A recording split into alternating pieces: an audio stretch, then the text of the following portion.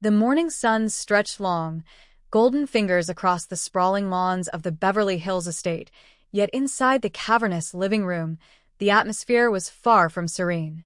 Jed Clampett, a man whose gentle nature remained untouched by the sheer scale of his mountain-grown fortune, sat comfortably in his favorite armchair, his feet propped up, though he wore his finest boots. Beside him, Granny was in a state of high agitation, her small frame bustling with an energy that seemed to vibrate through the hardwood floor. "Come and listen to my story about a man named Jed, a poor mountaineer, who barely kept his family fed. Life had been a simple tapestry of mountain trails and quiet dawns until that fateful day when, while hunting for his family supper, his rifle blast struck not a creature, but a bubbling, viscous truth. Up through the ground came a bubbling crude. Oil, that is. Black gold. Texas tea. The transformation of his life had been swifter than a summer storm. The first thing you know, old Jed was a millionaire, and the kinfolk had insisted that he move away from the harsh hills. California was the place they claimed he ought to be, so they loaded up the truck and they moved to Beverly. Hills, that is. Swimming pools, movie stars. The Beverly Hillbilly. Right in the corner. There you are, Granny grumbled, peering through her spectacles at the heavy drapes as if they might be hiding something. Someone far from harbor. You may hide across the bar. Right in the corner, where you are. Ah, Ellie, come get this thing out of here. Granny, do not yell like that, Ellie Mae replied, her voice soft but firm as she stepped into the room. You will scare Daisy. And do not call her Daisy. I do not want any buzzard named after me, Granny snapped, her face flushing a deep shade of crimson. Granny, she likes you. Haven't you noticed how she keeps watching you? Ellie Mae asked with a playful tilt of her head. At my age, it is no treat to have a buzzard watching you, Granny retorted. Here, take these to the kitchen and commence ironing. Oh, yes, come on, Daisy. Not her. I do not allow any scavenger in my kitchen, Granny declared. Well, what about Jethro? That is different. Jethro is family, Granny said, dismissing the contradiction with a wave of her hand. Just then, the front door creaked open, admitting Mr. Drysdale, whose face looked as though he had been wrestling with a ledger for 1,000 years. Granny, Ellie me, Mr. Drysdale announced, his voice thin. Miss Jean is here to see you. Jethro, will you tell your daughter to get rid of that big, ugly bird? It makes me nervous, Mr. Drysdale pleaded, wiping sweat from his brow. But Granny, Jethro began, only to be cut off. We will talk about that later, Granny interrupted. Mr. Drysdale says this is real important and cannot wait. Quite true, Mr. Drysdale whispered, looking around the room as if checking for spies. Oh, please sit down, everybody. I have an announcement of historical importance to make. Mr. Packard, members of your esteemed family, at the opening of business this morning, precisely 10 o'clock Pacific Daylight Savings Time, your balance in my bank reached the unprecedented figure of $80 million. Granny, I am hungry, Jethro complained, oblivious to the gravity of the statement. I just fixed to make an important announcement, Mr. Drysdale stated. What? I just made it. You have not heard? $80 million. Oh, Jed sighed, his voice low and contemplative. Well, now, here is a really good dude. In keeping with my policy of generosity, I have a free gift for you. Mr. Drysdale, you do not have to, Jed began, but the banker was already motioning for his assistant. No. It is a tradition with my bank. Every depositor whose balance reaches $80 million is automatically eligible. Please, Miss Hathaway. Not going to with this farce. The gift, please, Miss Hathaway. This is no time to think of expense, Miss Hathaway murmured, presenting a small, ornate box. With my compliments. Well, now look at that, Jed remarked, opening the box to reveal a device of intricate construction. What is it? It is a genuine imported Oriental magic music maker, Mr. Drysdale proclaimed. Huh. Japanese transistor radio. All it needs is a battery. Target, Mr. Drysdale. You did not have to get us that, Jed said, turning the small object over in his weathered hands. Cha-cha. It is the least I can do. The very least, Mr. Drysdale replied, his eyes twitching slightly. What? Have you done all the work taking care of our money? Seems like we ought to give you a present. I have got just the thing for him. You like big birds, Mr. Drysdale? I am not giving him daisies, Jethro offered helpfully. Granted, that is a mighty poor reward for all Mr. Drysdale has done, Jed mused. Taking care of our money for 6 years must have been a mighty heavy burden. I cannot deny that it has cost me many sleepless nights, Mr. Drysdale admitted, leaning heavily against the mantel. Spun a few silver threads among the gold. Added lines to a once youthful face, and caused a slight tremor to a once steady hand. Hope you are not going to be sick, Granny observed, eyeing him critically.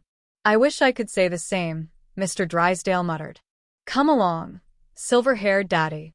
I am your Nan, Granny said. What do you mean, Nan? I did not build this man a fortune by sleeping, Mr. Drysdale insisted.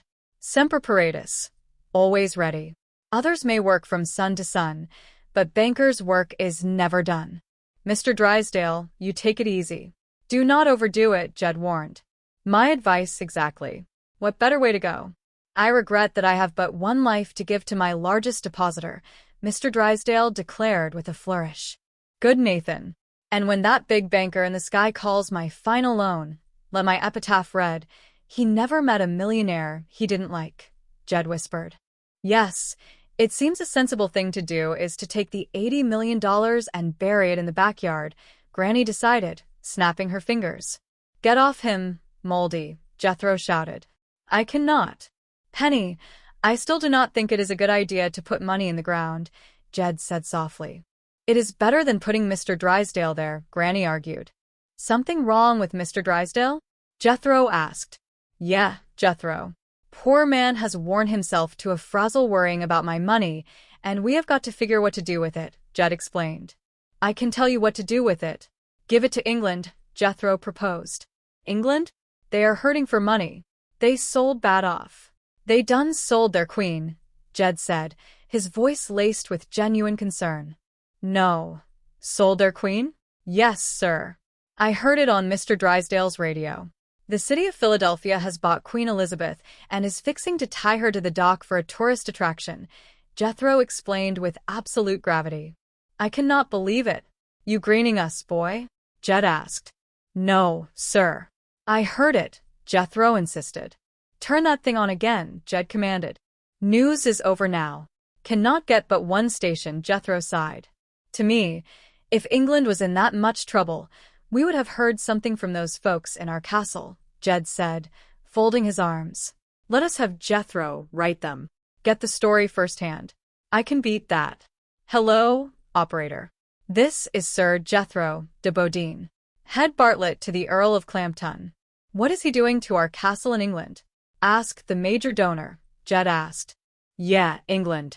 Word has reached our royal ears that the rabble has hawked the queen. We might have to come over there and flog a bunch of them rascals, Jethro boomed into the telephone. I will handle it, boy, Jed said, taking the receiver. Yes, ma'am. That is Clampton Castle in Kent, England.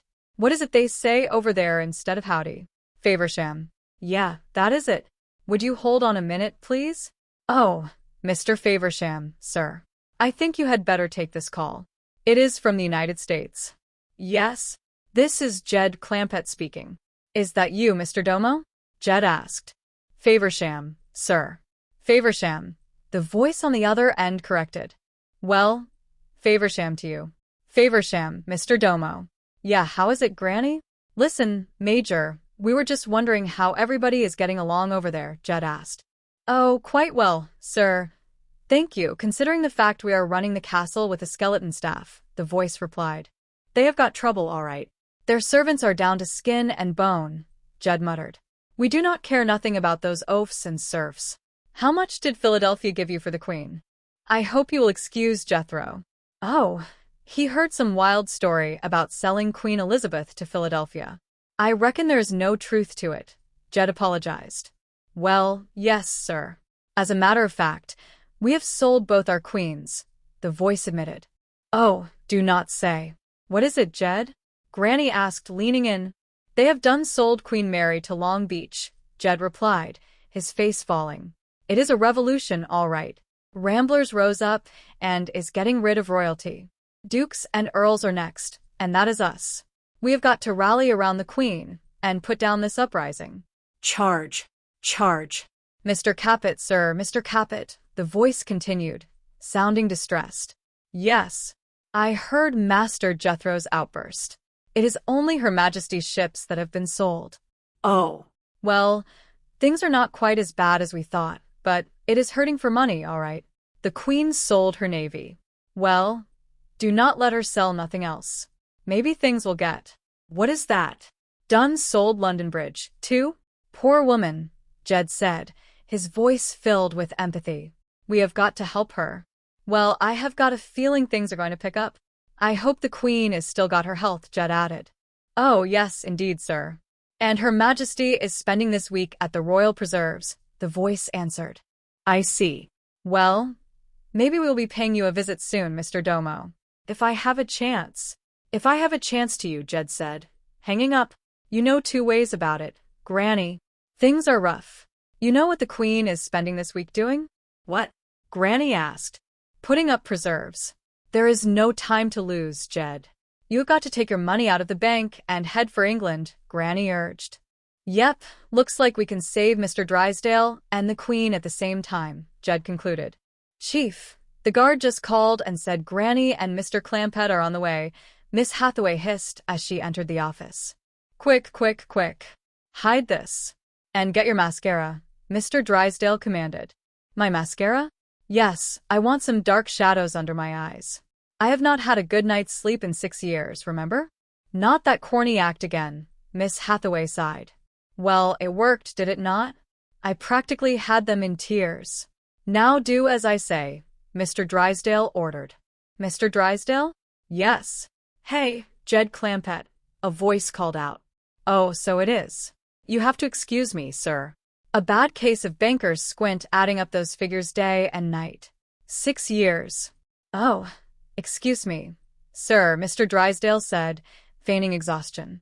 Mr. Drysdale, I know you have been toting a crushing burden, but I have got good news for you, Jed said, smiling broadly. Good news? I am going to take my $80 million out of your bank, Jed announced. Bet you the wheelbarrow, Granny whispered. Well, doggy, it worked already. He is sure sleeping now, is he not? Just like a baby, Jed said, looking at the slumped figure of the banker. Well, I am glad you are here. Where am I? What is going on? Mr. Drysdale stammered, waking up. You fainted, Jed explained. Fainted? Oh, you are in a deep coma. It took a 20 to bring you out of it, Granny added. I am not the type who faints. What happened? Mr. Drysdale asked. Well, Mr. Clampett told you he was withdrawing his $80 million. I had better open a window, Miss Hathaway suggested. No, no, no. Lock it. I might jump. Better hide my tie and belt, too, Mr. Drysdale whimpered.